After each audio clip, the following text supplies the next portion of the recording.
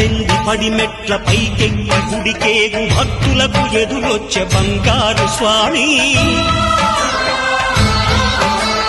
ఇరుముడులు స్పృశించి శుభమనుచు దీవించి జన బృందముల చేరే జగమేలు స్వామి తన భక్తులనరిల్చు తప్పులకు తడబడి ఒక పక్క ఒరిగెన ఓంకారమూర్తి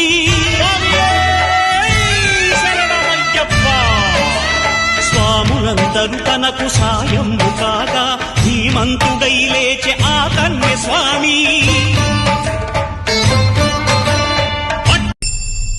18 పడిమెట్ల పైకెక్కి గుడికేగు భక్తులకు ఎదురొచ్చే బంగారు స్వామి